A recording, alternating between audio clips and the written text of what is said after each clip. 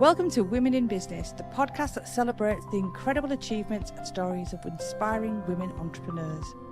I'm your host, Erin Buck. I'm thrilled to have you join me on this empowering journey of women in business. Throughout this podcast series, we'll delve into the remarkable achievements, triumphs and challenges faced by women entrepreneurs who have defied the odds and made their mark in the business world.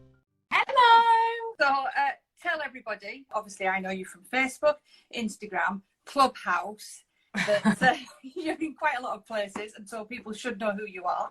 But tell everybody the everything. Hello everybody, I am Charlie Day. I'm the co-founder of Phonics with Robot Reg, where I teach phonics to preschoolers and toddlers across the UK and Australia. We've got 50 franchisees who do that for us.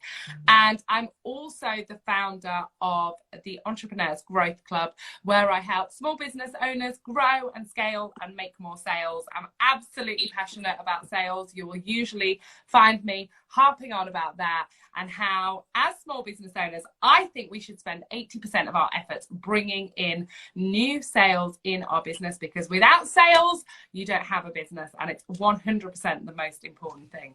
So with Robot Reg, yes, where did that start? So we'll do Robot Reg first.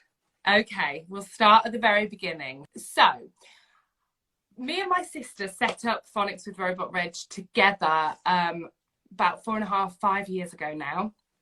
I have always been an entrepreneur, okay? I've never had a real job.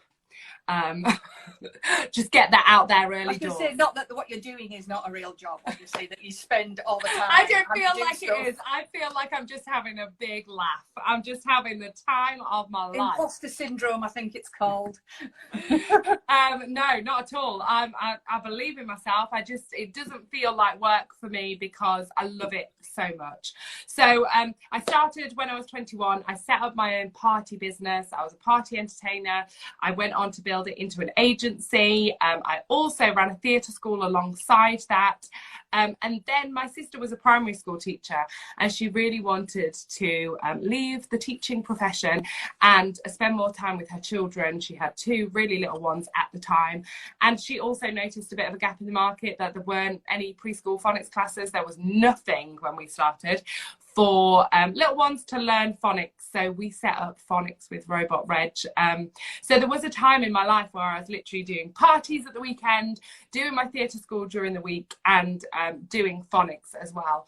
But about 4 months into us running Phonics with Robot Reg, I fell pregnant with my little boy, Ernie, who's now 4.5. And so things changed a little bit. Things had to change a little bit. And somebody else manages my theatre school for me now. We decided to franchise Phonics with Robot Reg so that we could get a bigger reach, and so that we could offer other parents that flexibility that we had found, my sister had found in running Phonics with Robot Reg, but also being there for her children as well. So we did that, and in 2019 we made the huge decision to make it international. We went over to Australia, launched our classes there, and yeah. Why Australia? Well, Australia has a similar education system to us, so they teach phonics as well, which is obviously necessary for our classes. And we just had loads and loads of interest from people in Australia saying, I want to set up a franchise. So we decided to go for it. We flew our whole family out to Australia for a month in the summer of 2019, and we launched our classes there. It was absolutely amazing. Brilliant. That was going to be my question. So then from that, you've now started, well, you've been in it a while, I think, the Entrepreneurs Growth Club. Growth Club. Yeah, so I actually started the Entrepreneurs Growth Club on the 2nd of March in 2020, just 2 weeks before we went into lockdown. And basically people used to reach out to me all the time and say that they wanted to franchise their business, or they just wanted a bit of help in growing their business.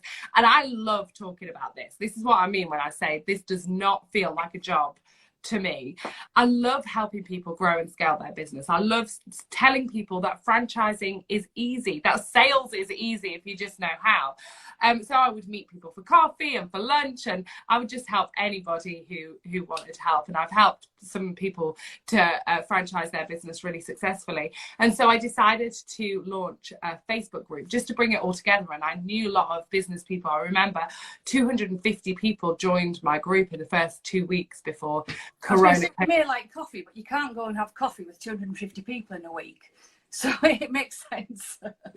I could believe it. I could not believe that 250 people wanted to join my group to chat about business.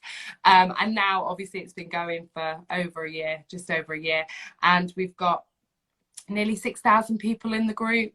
I've started a membership group. I've got the Entrepreneurs Business Lounge where I help people. I do monthly training. I get guest experts to do monthly training for me. We've got a book club. We have coffee mornings. So we do have live coffee mornings every week. And so I've got over 100 people in there as well. And then I run masterminds to really help people take giant leaps forward in their business. A 6-month program where people really want to make a serious impact in their business. Maybe they want to write a course and launch it. Maybe they want to franchise. Maybe they want to launch a new product. If somebody's looking to make a huge step forward in their business, but they're scared, they don't know how to do it, they haven't got a plan, then my mastermind program is perfect for that as well. It seems like you were in the right place at the right time as well, because with COVID, I noticed, because obviously I started my business just before COVID, is a lot of mums and women had to pivot the business. They decided to go a different route, but some might not have had a marketing or business background or sales background. Mm-hmm. And I have seen, obviously, that they were struggling. They don't understand social media and things like that. So that's brilliant that you got it at the right time. So you say you really love your job, but you have a background obviously with a theatre school. Mm-hmm. So when you were like school, university, was that the way that you went, theatre and drama, or was it sales? Yeah, so it was theatre. I wanted to be an actress. I thought I wanted my life to be filled with theatre, and so I left my family house when I was 13. I went to a performing arts school. I ended up moving to London when I was 16. I went to drama school. I absolutely loved it. I had the time of my life and I don't regret it for 1 second. I spent a year in the industry and I did get, like, I was on a documentary on BBC. I was in a film. I was in a Bollywood film. But I realised very quickly that it wasn't the life for me. I wanted to be in control of it. I wanted to have enough money to do the things that I wanted to do. I wanted to live a certain lifestyle, and acting wasn't going to be a part of that. And so, obviously my parents had supported me all this time. So I was a bit like, yeah, 6 months in, this isn't for me. So I knew that whatever plan B was had to work and had to make them think that it was a good idea. But like I say, I don't regret any of it, because I think that one thing leads to another thing. And like you say, with coronavirus and everything that happened there, and I think you're absolutely right. There were people who needed help. They needed people to guide the way and go, look, we've pivoted. This is what we've done. This is what I've done. But I also think that you need to, as a business owner, go with the flow. And 2020 was going to be my best year ever. I mean, I was on target to just achieve great things. I'm a big goal setter. I'm very goal oriented. And I knew exactly what I was going to do in 2020. And obviously when coronavirus came along, I couldn't do them anymore, and I was staring at my goals list. I was gutted. I was absolutely gutted, because things were just falling apart around me that I had planned and implemented. And so I rewrote my goals. I rewrote my goals for 2020, and I took a step in a different direction. And I think that's what you have to do as a small business owner. You have to go, like, if coronavirus hadn't have happened, I wouldn't be sitting here right now talking about the Entrepreneurs Growth Club, but something else amazing would have happened. So I just think it's like having that go with the flow, adapting your business to what is happening, what your audience wants and needs, is really, really key to growing and scaling a successful business. I think you're right. I think flexibility really, really helps. And I noticed that up until before COVID, I've always been tech oriented, but I knew businesses that were very resistant to take on the online thing, and COVID obviously forced them to have to do that. So now after COVID, how do you think it's going to go? Do you think people are going to go back into businesses and leave online behind? Or do you think they'll keep it up? I think we will get to a point where, you know, when face-to-face stuff can happen, it'll go mad. People will be just all about the face-to-face. My current mastermind's coming to an end, and on the 20th of May we're meeting up, and it was always going to be the 20th of May, and then Boris Johnson decided on the 17th of May was when you were actually going to be allowed to do that, so it's all worked out perfectly. And we're just buzzing. We're like absolutely buzzing. Like, I'm beside myself at the fact that I'm going to actually see them in the flesh. But I do think that the opportunities that are available because of tech they're too good to not continue. And, you know, if I can hop on a training with some amazing business owners on Zoom, that's going to be very different from having to travel, having to pay to see them in person. And this whole like one-to-many approach means that suddenly you're having tea with Gary Vaynerchuk that you wouldn't have been able to before, because he would have been meeting people in the flesh. So I think the opportunities for online will never go away, and I think that we will have a combination of the two, but I think there will be a time when we can meet face to face where that just booms for a little bit while people just get it out their system. See, I'm a bit nervous about it. I belong to 2 networking groups, and they've always been on Zoom. So when it comes to the time, I'm excited about meeting the people, but because I've never done networking in the flesh, I'm sort of thinking, oh my goodness, that's going to make me quite nerve-wracking about it all, really. And I can't multitask. I can't work and network at the same time. I'll actually have to talk to people properly. So with your careers and your business, have you come up against any challenges because you're a woman? The reason I asked this question is I started this on Independent Women's Day. And I was just saying that obviously, have you people found challenges? Have they found, like, in the business, the industry that they've gone into, have they come across any barriers or any pushes because of being a woman? So are there any positives you've found from being female, or has it made no difference whatsoever? No, I definitely have come across challenges because of being a woman, and I'll tell you the biggest challenge I've had over the last 10 years of being in business, and that's having a baby. Like I said, when I fell pregnant, when I found out that I was pregnant, I was doing my parties, I was doing my theatre school, I was doing phonics with Robot Reg, and I got pregnant. And, you know, I got married, I fell pregnant. It was all like, yeah, absolutely fine. All be fine. And then the baby came along and I was like, wowzers, this is not fine.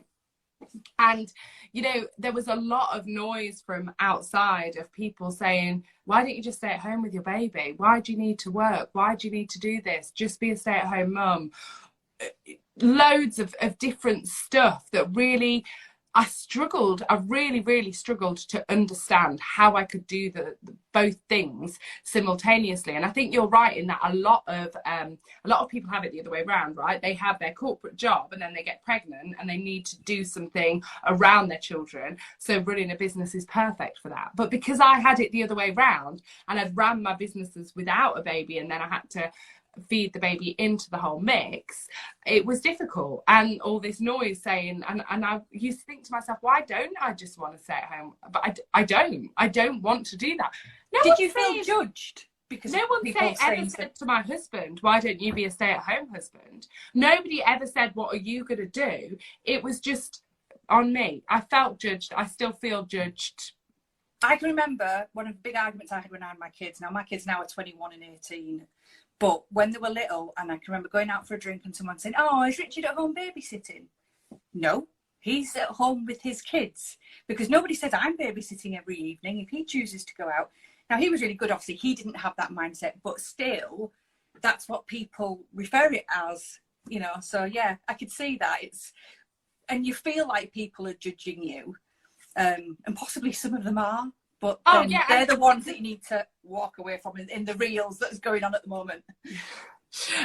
But sometimes it can be people who are really, really close to you as well, saying, you know, their expectation, what has happened in their life, what they think is the best thing. And I remember turning around and saying, but I want my child to look at me and go, women can do that. I want my child to go, I'm going to be hard working because I've seen how she does that. Not just, oh, this is too hard, I'm just going to sit at home and not fulfill my dreams. Yeah, and no, I've got nothing against stay-at-home mums. Or dads. I take my hat off to them. But just because that wasn't what I wanted to do, because that wasn't what made sense for me, I found it really hard. And for the first 18 months of his life, I'm like, always very, very open about this. I felt incredibly guilty about everything. I felt guilty if I was at work and not with my child. I felt guilty if I was with my child and not at work. And then one day, literally, he was 18 months old, I woke up and I was like, I'm not going to feel guilty anymore. I'm just not going to feel guilty. If I want to go on a spa day, I'm going to go on a spa day. If I want to have a cup of tea and stare out of the window, I'm going to have a cup of tea and stare out the window. If I want to, you know, take the day off work and go to the farm and feed the goats, I'm going to do that. I am not going to feel guilty anymore about any decision that I made. And it was literally like a whole weight had been lifted off my shoulders, and I've never looked back. It was the best thing I ever did. You do have to have that kind of attitude. I used to always say to my kids and go, well, such and such does it. And it's like, but that's their family. That's their rules. That's their life. What happens in this house is our family, our rules, our life. And I'm not going to let anything else make what we do differently. So I accept it. This is what we're going to do. And I've been quite lucky in the fact that I had my eldest in America, and it's completely different. So when I came back when he was a year old. I hadn't done that whole mums and tots and health visitors and had that sort of, so I was allowed to be a bit detached from it all. But I had friends that said that kind of, it's good. Obviously, I really, really rate mums and tots and things, but you do get a lot of noise of, and then you start questioning yourself. Well, I shouldn't be giving him strawberries because they cause allergies, and am I being bad because I've given him chocolate before he's a year old? And you know, you do put all this pressure on yourself. So it's brilliant that you still ran your businesses and had a child and dealt with all that judgment that you were feeling. So, wow. Hi, I initially began these interviews in March 2021 to coincide with International Women's Day. Through my business, Busy Bee Virtual Assistant, I had been introduced to so many women who had diversified their careers, created their own businesses, and had become more successful in their own rights. My name is Erin, and I founded Busy Bee Virtual and Social Media Assistant Service in the beginning of the global pandemic, June 2020. I had recently had to change my career due to a disability, and I had to give up the idea of conventional working. So I sat and I made a list of what skill sets I had, and from that, Busy Bee was born. So how I help my clients is they have a friendly, dedicated and professional partner in their corner. That's the essence of what I wanted Busy Bee to be. I'm the perfect fit for you if you are a creative freelancer, small business or entrepreneur, and you're getting overwhelmed by the myriad of tasks that you are facing daily. We've all been there, haven't we? Struggling with emails, customer service, website management, and that social media upkeep. My service swoops in to take these tasks right out of your hands, allowing you to concentrate on what you truly love. If you'd like to work with me, head over to my website. Now let's continue. Well done, you. I think it's hard though, and this is why I'm super passionate about talking about my experiences, because if there's somebody else out there who's thinking like, how do you do it all? Like, people will say that to me. I don't understand, how do you like look after your little boy and have until recently I've never worked more than 3 days in my business. Like 2 weeks ago I went up to 4 days, and I feel like it's amazing. But even then I only work 9:30 till like 3 o'clock, you know, it's not masses amount of time. And I'm always really transparent about how much help I have. Like when my little boy was 18 months old, I sat down with my husband and was like, look, here's the deal. I need help. I need you to do this, this, this, and this, because I'm doing this. And he's absolutely brilliant and he supports me wholeheartedly. But we do have help. We do have help from a lot of different people. I take help from anybody who will help me out, because you can't do it single-handedly. And if there are people out there saying you can, they're lying. You can't. It's that whole front that you have on social media about how everything's... I mean, one of the things that really warmed me to you when I first sort of found out who you were and everything was Clubhouse was the first place I heard you, not saw you. And I think you... because is it Maddie as well? You both don't shove your kids into another room. If your kids are around you while you're talking and moderating, you can hear them and you will sort of hold the conversation, and then when there's a gap, and if you're not muted, turn and you can hear you talking to your kids or rushing back from school runs and things like that. And that's what I think is really good, because it's real. And I'm not going to use the buzzword of beginning with an A that everybody uses, but I think that's where sales and branding and all that really, really works. That you're honest and you're saying, you know, right now I've just got to go. My kid's throwing chocolate all over the sofa. I'll be back in a sec. I'm just going to mute the mic. You know, that kind of thing. And I think that's not what Ernie had been doing, but I could hear in the background of thing. And then that's the 9 o'clock room that I really, really liked.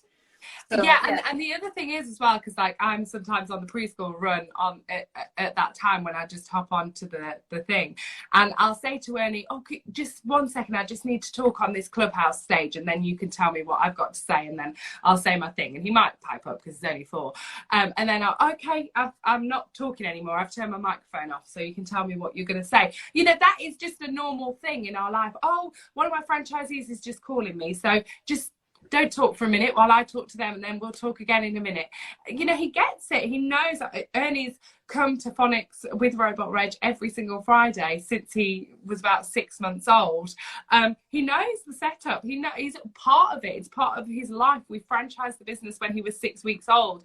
He's been travelled to Australia and done a class out in Australia. It's made him who he is today. And I don't think for a second that is a bad thing. Sometimes I've had to take phone calls. Sometimes I've had to stay a bit later in the office or whatever.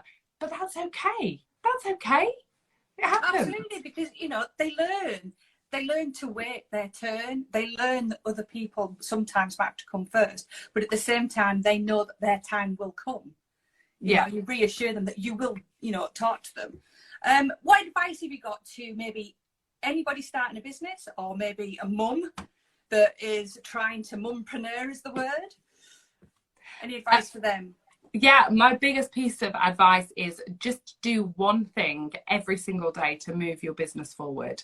It's really hard, especially if you're a mum, especially at the beginning. But if you just do one single thing, every single day to move your business forward, think about where you'll be this time next year. And actually, you can do it. Do you know what I mean? The biggest thing standing in your way of being the biggest success is yourself. You can absolutely do whatever it is you want to be. Don't stand in the way of your own success. Absolutely. I really agree with that. My backstory is that I started my business just before COVID because I have a back problem that's led to me having disability and mobility issues. And I am not a stay-at-home mum. I have never been a stay-at-home mum. And me and my husband laugh because I always say I am not the Victorian wife. My mum is mortified that I have a cleaner, that my husband does all the cooking, and I make my boys get out of bed and do the hoovering because I'm busy doing something else. So there was no way I was just going to sit and watch Jeremy Kyle when Jeremy Kyle was still on. But I thought, well, what could I do? So I started a business. And I sat there with the imposter syndrome and I thought, well, you know, what can I do? And there was times that I was like, oh, I can't do this. No, I can't do this. And a year later, obviously, I'm doing lives, I'm doing reels, I'm busy. And you have to ignore that inner critic, don't you? You have to ignore, you will have doubt. And you've got to ignore that. Like you said at the beginning, you don't have imposter syndrome because you believe in yourself. You know, and that radiates from you, that, you know, you believe in yourself, and therefore you believe in your clients, you believe in the people that come into your growth club. So you sort of buoy them on with your energy, and that's the energy they've got to find for themselves as well. So yesterday in the Entrepreneurs Growth Club, if anybody's not in the Entrepreneurs Growth Club, then come and join, and I'll put the link in later. But yesterday I was doing a talk on mindset, and it's interesting what you say about your inner critic, because I was saying you need to swap your inner critic for your inner cheerleader. I literally want you to be like, yes, Charlie, you could do this. You've got this. You are amazing. You're awesome. Now go on the live. Right, I'm here. Because if you don't cheer yourself on, nobody else is going to. And the other thing that I like to do is think about myself like I'm my own child. Like, could you imagine if I turned around to Annie and said, look, you're not very good. You probably won't do well today at preschool. You're not the best. You'd never say it to someone else, would you? So why on earth would you say it to yourself? I literally treat myself like I'm my own 4-year-old child. I'm like, yes. You can do it. You've done things in the past. Maybe that's what's the problem with us as adults. Maybe we do get that bashed out of us, or we bash it out of ourselves or whatever, but maybe we should all act like our own 4-year-olds. I think that's a brilliant idea. With who would you say then has been your biggest inspiration in life? Like, do you want someone outside my family life, like? You can give me as many as you want. You can have one from the family, one from the business, one from someone that you've walked down the street and met. Anything you want. Okay. So I always say, like, my mum was actually a stay-at-home mum, and she was brilliant. But I think that I've got absolutely everything that I am from her. I think she had an amazing work ethic. I think that, you know, there's 4 of us, 3 girls and 1 boy, and she certainly didn't bring us up with any gender stereotypes or any ceiling on our capabilities or anything like that. We could be whatever we wanted to be. We could express ourselves in whatever way we wanted to. And I think, and I always say this to her, she's shy. She's like completely the opposite of me. And she's a shy stay-at-home mum, and I'm always like, I got everything from you. She's like, how? But I genuinely do believe that. I believe that I did get everything from her. And I think that work ethic, no matter what she did, she always put 100% into it, and she always worked really hard. So that is the person. I absolutely love a bit of Michelle Obama. Just going to put that out there right now. I read her book. Oh my! I read so much stuff. I Becoming by Michelle Obama. Amazing to have overcome that much adversity and to be the person who she is today. But I love being inspired. When I'm looking for quotes for my Instagram, I will go, oh, that's a good, oh no, I can't have Michelle again. All right, let's have a look at another one. Yeah, no, I absolutely love her. And like Gary Vaynerchuk, Dean Graziosi, I love following all of those people, Marie Forleo. I love being inspired by people who have done it and been there. But actually saying that, the mastermind that I'm currently doing that are just coming to an end, oh my gosh, I started off and I was like, I really, really want to do a mastermind because I want to work with, and I said it was going to be a maximum of 15 people. I really want to work with people on a really close basis so I can really help them to move their business forward. And I knew that with like my one-to-one support and the group training and the group sort of pushing each other on, I knew that I would be able to do it. But the last 6 months, they have propelled their businesses forward. I just made a video about them talking about how much they've loved the mastermind, but I cannot believe how much they have achieved in such a short time. How long do masterminds last? 6 months. So it started in a long time, isn't it? November. Most things like that are like 6 weeks. So to put all that effort into 6 months.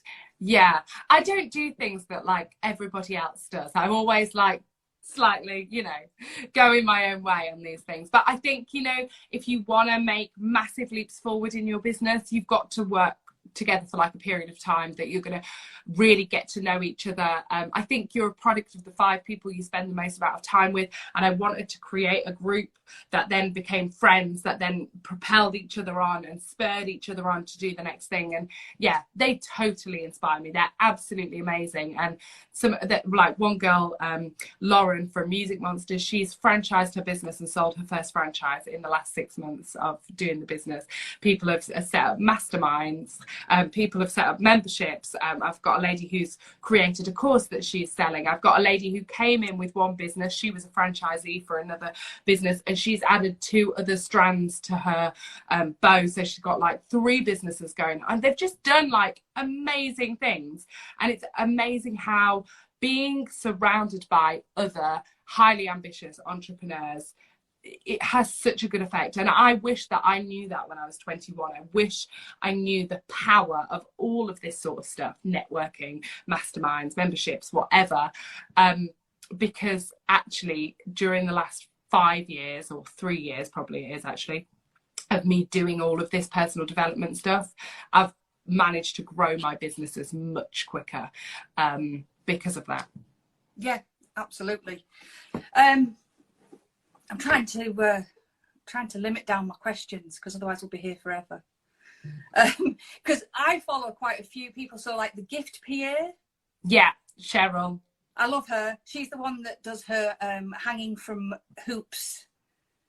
No, so there's the gift PA, Cheryl, and then Yeah. there's Sue with the spoons, Dorothy Loves. That's the one. She's the one who hangs from a hoop. Yeah, I love all them. I wake up in the morning and my husband will say, "You're getting up?" It's like, no, I have to scroll. I have to see if someone's done another reel, or follow people that do, because I'm a creative maker. I'm a crafter. So I love to watch. There's the lady that does the mud, made with mud. Oh. She's really, really good. I know her. I might have to. Oh, I thought I picked her her up from one of your groups. Oh. See, all about connection. I never, like you said it there, I would have never known how important networking is, or talking to people, or the community that you can get from a group that does really vibe well, that seems to push everybody up together. When I was younger, I look back now and think I might have been able to be a bit more of a salesy marketer person in my younger years, but I didn't follow that path. I was actually in education as well. So yeah, it's all been great. Thank you for talking to me. Thank you for having me. I've loved this chat. It's been brilliant, and like I say, I've heard you talk. We've texted, we've put comments on pages, but we've not actually face to face. No. So now it's just got to be in person. I'm going to have to come along to your mastermind meetup, just because I feel like I know everybody anyway. Oh my gosh, I have so many plans to have like the Entrepreneurs Growth Club meetups. I want to do like a tour of the UK to meet all these people, because like Sue with the spoons, she's been in my community since the beginning. I've never met her. She feels like a friend. Same with Cheryl. You'll have to do festivals, like Radio 1 does those. Yes. Those festivals. You have to go around doing your Entrepreneur Growth Club festivals. Where we can all drink cocktails and dance. I'll have to see if Phonics with Robot Reg office can, do without me for a few weeks whilst I go off on tour. Yeah, I don't think they'd want to be doing phonics with Robot Reg, but after a few cocktails. You never know. Well, thanks again, Charlie. Thank you so much. See you Thank you. later. See you all soon. Bye.